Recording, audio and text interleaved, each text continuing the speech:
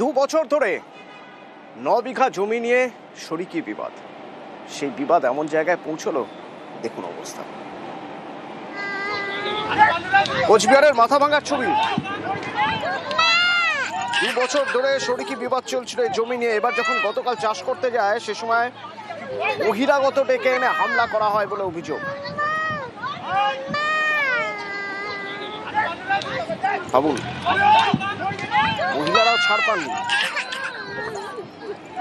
রাজেশ আছে আমার সঙ্গে ফোনে। রাজেশ, এখনো পর্যন্ত যা জানতে পারছি তাতে মোট 4 জন হাসপাতালে ভর্তি, তার মধ্যে 3 জনই মহিলা।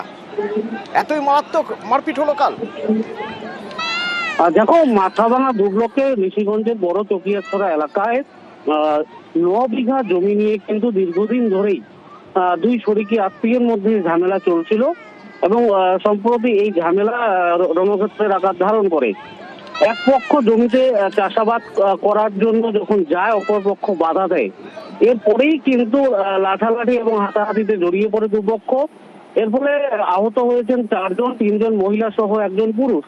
আহতরা মাথাভাঙা মহকুমা হাসপাতালে ভর্তি রয়েছে। ইতিমধ্যে থানায় তারা এই বিষয়টি নিয়ে অভিযোগও জানিয়েছে। অপর পক্ষের কোনো প্রতিক্রিয়া পাওয়া যায়নি, তবে পুলিশ যেটা জানিয়েছে যে ঘটনা তদন্ত শুরু করেছে পুলিশ।